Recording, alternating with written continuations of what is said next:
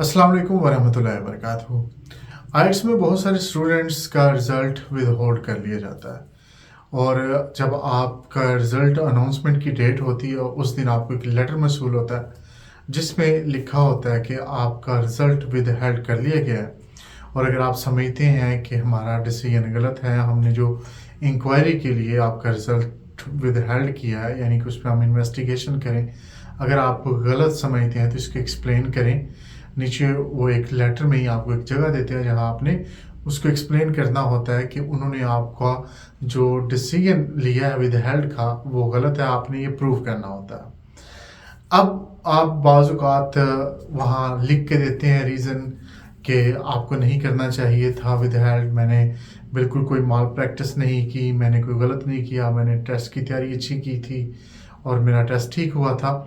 लेकिन फिर भी आपका 2-3 महीने का वो टाइम लेते हैं कि हम उसमें डिसीजन देंगे।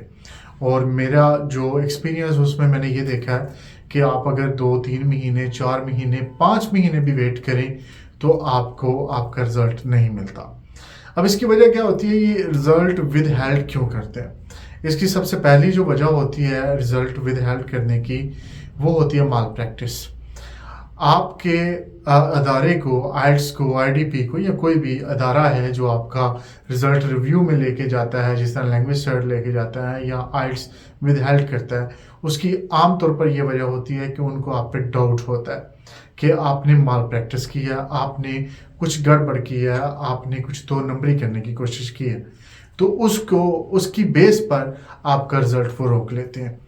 तो बाज़ औक़ात तो इस तरह होता है, अगर उनके पास ज़्यादा सबूत हों कुछ ऐसे कि जिनसे वो प्रूफ कर सकें आपको कि आपने ये सरासर 2 नंबरी की है, गलत काम किया, माल प्रैक्टिस की है, तो आपको वो आइल्स से बैन भी कर सकते हैं। वो बैन 5 साल के लिए हो सकता है, 10 साल के लिए भी हो सकता है। लेकिन अगर उनके पास इनफ प्रूफ्स ना हो तो फिर वो क्या करते हैं, वो आपको जो है आपका रिज़ल्ट विद हेल्ड कर लेते हैं और आपसे एक्सप्लेनेशन मांगते हैं। और मेरे देखने में ये आया कि आप एक्सप्लेनेशन दें, बार बार भी उनसे रब्ता करें ईमेल के ज़रिए या जैसे भी, तो आपका रिज़ल्ट वो डिक्लेयर नहीं करते। तो इस सूरत में करना आपने क्या, आपने इसके इंतज़ार में नहीं रहना। अगर आप इसके इंतज़ार में रहेंगे तो आप जिस इनटेक में जा रहे हैं वो इनटेक ज़ाया हो जाएगा आपका। अगर आप वर्क परमिट के लिए अप्लाई कर रहे हैं तो शायद उसका टाइम निकल जाए। किसी भी वीज़े के लिए आप अप्लाई कर रहे हैं तो वो टाइम निकल जाएगा अगर आप इस रिज़ल्ट का इंतज़ार करेंगे। तो बेहतर तरीका ये है कि आप जब भी आपका रिज़ल्ट विद हेल्ड हो जाए, किसी का भी हो जाए, तो आपने करना ये है कि आपने दोबारा टेस्ट में अपेयर होना है। विद हेल्ड होने के बाद आप टेस्ट में अपेयर हो सकते हैं। आपका जो नुकसान हो गया आप उसको भूल जाएं, जो फीस आपने दी वो ज़ाया हो गई है। अब आपने दोबारा से फीस आप सबमिट करेंगे, अपनी रजिस्ट्रेशन करवाएंगे और उसके बाद आप टेस्ट देंगे।